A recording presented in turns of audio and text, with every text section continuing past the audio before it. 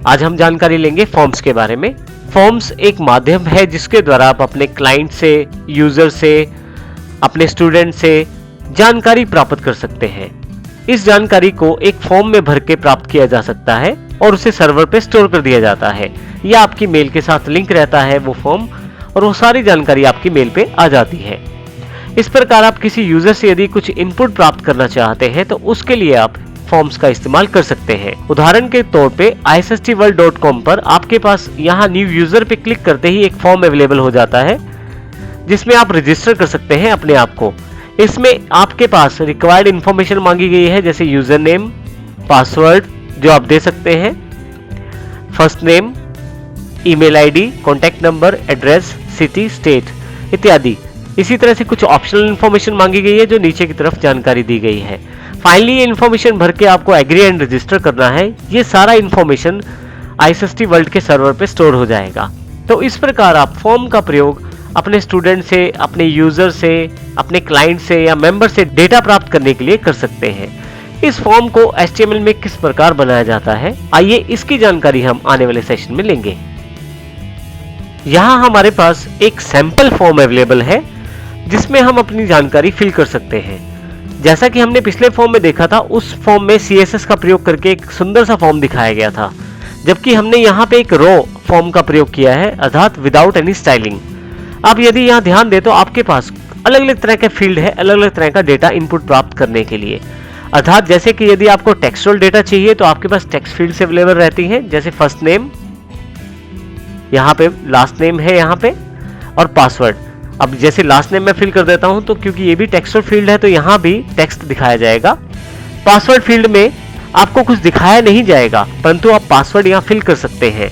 ये जो पासवर्ड है डॉट्स में दिखाया जाएगा, जबकि यहाँ पे एक आंख जैसा निशान है।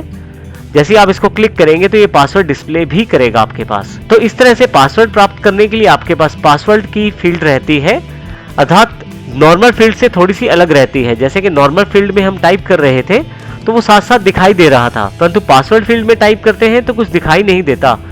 और ये यदि आप चाहें तो देख सकते हैं, परंतु आपके साथ बैठा व्यक्ति नहीं देख सकता क्योंकि ये डॉट्स के साथ बना होता है।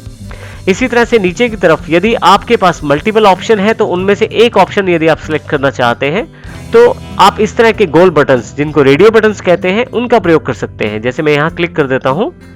इसी तरह से डेट ऑफ बर्थ अगर आप देना चाहते हैं तो यहाँ आपके पास कैलेंडर कंट्रोल जो दिया गया है, इसमें आप आसानी से अपने हिसाब से मंथ चूज कर सकते हैं। जैसे मैं यहाँ क्लिक कर लेता हूँ मंथ को, डेट चूज कर सकते हैं और ईयर भी चूज कर सकते हैं। आप चाहें तो मंथ को चेंज करने के लिए यहाँ से नीचे या ऊपर की तरफ से लिस्ट चेंज कर सकते हैं। इसी तरह से यहाँ भी आप लिस्टिंग चेंज कर सकते हैं और साल भी आप यहाँ से आसानी से चेंज कर सकते हैं। यहाँ पे क्लिक का बटन है जो एक तरह से ओके का बटन है। आप क्लिक करेंगे तो फाइनली वो वैल्यू यहाँ पे सबमिट हो जाएगी। कैलेंडर इनपुट टूल का प्रयोग करते हुए एक इंपॉर्टेंट बात, ये जो कैलेंडर कंट्रोल का एग्जांपल मैंने आपको दिखाया है, ये माइक्रोसॉफ्ट एज जो कि माइक्रोसॉफ्ट का नया ब्राउजर है, विंडोज 10 में शामिल है, उसमें दिखाया गया है।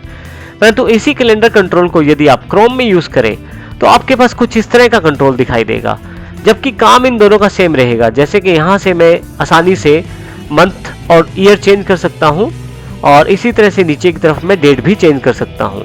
तो अब इस तरह डिफरेंट ब्राउजर पे हो सकता है आपको डिफरेंट तरह का कैलेंडर दिखाया जाए, परंतु इसका कार्य बिल्कुल एक जैसा ही रहता है। मैं फिर से माइक्रोसॉफ्ट एज ब्राउजर पे वापस आ गया हूँ। नीचे की तरफ फिर से रेडियो बटन बॉक्स है, जैसे कि हमने ऊपर देखा था। इसी तरह से नीचे चेक बॉक्सेस भी हैं। चेक बॉक्सेस स्क्वायर बॉक्सेस हैं जिसके अंदर आप क्लिक करके चेक लगा सकते हैं। ये मुख्यतः एक से ज्यादा ऑप्शंस यदि आपके पास है तो उसको सिलेक्ट करने के लिए करवाए जाते हैं। जैसे यहाँ पे क्वालिफिकेशन की जानकारी मांगी गई है, यदि आपने BA, BCom और PGDCA भी कर रखा है तो आप तीनों को सिलेक्ट कर सकते हैं। फाइनली आपके पास यहाँ पे एक बटन का कंट्रोल दिया गया है, जिस बटन कंट्रोल से आप ये डिसाइड कर सकते हैं कि आप ये फॉर्म सबमिट करना चाहते हैं कि नहीं। सबमिट बटन पे क्लिक करते ही आपका सारा का सारा डेटा जो है सर्वर पे स्टोर कर दिया जाता है। सर्वर मुख्यतः वो कंप्यूटर होता है जहाँ पे आपकी वेबसाइट रहती है। इसी तरह से यदि यहाँ पे रीसेट कर दिया जाए तो ये सारे फील्ड्स खाली हो जाएंगी, इनिशियल स्टेट में आ जाएंगी, जैसी शुरू में थी वैसी हो जाएंगी। तो इस प्रकार बटन का प्रयोग भी किया जाता है। यहाँ पे बटन सबमिट टाइप अलग है जबकि रीसेट बटन टाइप अलग है। इसके अलावा यदि आप चाहें तो अपनी मर्जी से भी बटन बना सकते हैं और उसका प्रयोग कर सकते हैं। तो आइए अब हम प्रैक्टिकल रूप में आने वाले सेशन में देखेंगे कि किस प्रकार हम इन सभी टूल्स का प्रयोग करते हुए अपनी वेबसाइट में एक छोटा सा फॉर्म बनाएंगे और उसका प्रयोग करके देखेंगे।